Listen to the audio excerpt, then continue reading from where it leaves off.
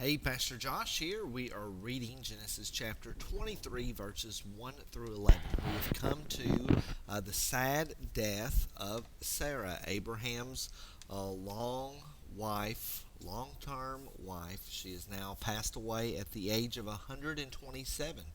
And Abraham is mourning, he is weeping, and he is now going to purchase the only piece of land, the only piece of property that will actually be his. Now, we did see where Abraham dug a well, and that well at Beersheba is technically his well.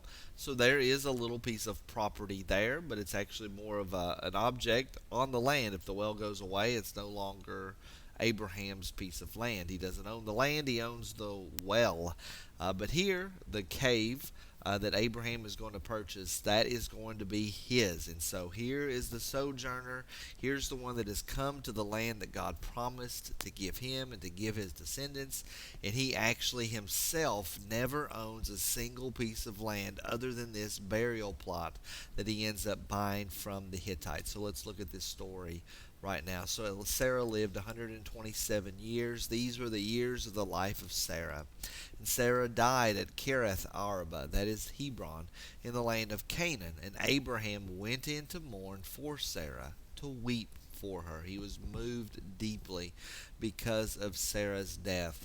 Sarah's death also has a great effect on Isaac. In fact, when Isaac gets married, when Abraham sends his servant to go get Rebekah and bring Rebekah to Isaac, and Isaac gets married, this is a great comfort for him because he was very overwhelmed at losing his mother. And Abraham rose up from before his dead and said to the Hittites, I am a sojourner and a foreigner among you. Again, emphasizing the fact that even though God said this land is your land, even though God promised to give it to him, in reality, Abraham never got to enjoy the land. He was a sojourner. He was a stranger. His heart was ultimately looking forward to the eternal promises of heaven, the eternal promises and the eternal home that he would have. Yes, the land would be his. Yes, the land was his. He got to live wherever he wanted to, but it wasn't actually his when he was here. It actually ended up being passed on to his descendants. But when we think about it, Isaac didn't get it, Jacob didn't get it, Joseph didn't get it, all the 12 tribes, Judah and Zebulun and all the rest of them, they didn't get it either. It wasn't until 400 years later, past Abraham, that the Israelites would take the land when they come into Israel after they had been released as slaves in Egypt. So Abraham says, I'm a sojourner, I'm a foreigner of you. Give me property. I don't have any place to bury my dead among you for a burying place, that I may bury my dead out of my sight. The Hittites answered Abraham, Hear us, my lord. You are a prince of God among us. They respected Abraham. Abraham lived in a way that was honorable among them. Now, we have seen Abraham not live too honorably. Remember, he lied to Abimelech. He's lied to other people from time to time and has actually brought a curse, but it does a curse upon them. But it does seem like the vast majority of the time, Abraham is living in a righteous and a good way. And he has a fairly good name among the people, particularly among the Hittites. And so they say, You're a prince of God among us. Bury your dead in the choicest of our tombs. Because we respect you, you pick the best tomb. You pick the best one and we'll give it to you. None of us will withhold from you his tomb to hinder you from burying your dead. Abraham rose and bowed to the Hittites. So this would have been this is an elaborate ritual that happens, and I'll explain that as we go through. But Abraham is bowing before the Hittites.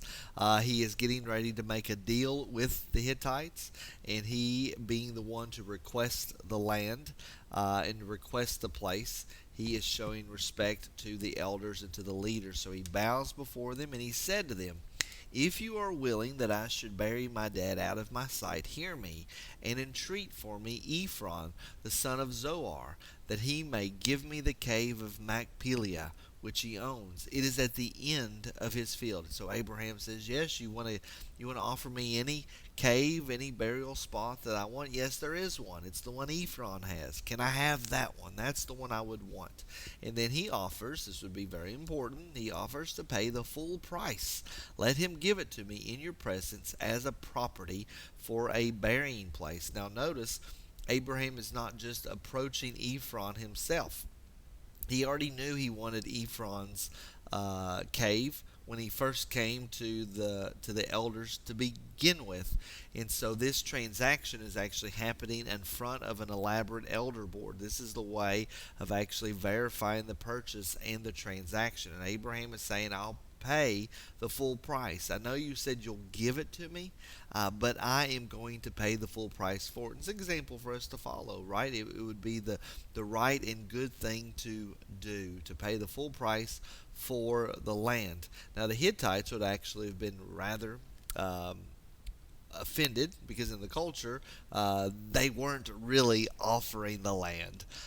They were just being nice to say, yes, we respect you and you can have any place that you want, but they weren't really expecting to give it to them. And now Ephron was sitting among the Hittites, and Ephron the Hittite answered Abraham in the hearing of the Hittites, of all who went in at the gate of the city. So again, if you remember Lot, when he was at Sodom, he was sitting at the gate of the city. This is where the elders, this is where business happened, was at the gate of the city. And so all of these leaders are here at the gate of the city, and this transaction is happening. And then Ephron says, "No, my lord, hear me. I give you the field, and I give you the cave that is in it. In the sight of the sons of my people, I give it to you.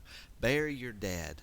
But he's actually not offering to give it to Abraham. Abraham will actually end up paying the price, the full price for the cave. This is just another nice way of saying, yes, we respect you. No, you don't need to pay for it. You don't need to pay me for it. But he's just being nice. He would have actually been offended if Abraham did not pay him. And you know that. We've got that kind of in our culture too, is that maybe you would expect somebody to pay something or give you a fair price, but you initially will say, no, no, you don't need to do that. But in your mind, you really think they should do that. And you actually would be offended if you said, no, you don't have to do that, and then they didn't do it. I'm sure you can think of 2 or 3 scenarios where that would be the case. And so Abraham, as we will see in the next reading, will actually pay the full price of the cave, and then this will be his land. This will be his property, the only property Abraham is going to own in the promised land. I pray that it's been a blessing to you and a help to you as you are reading this chapter, and I'll see you all in the next video.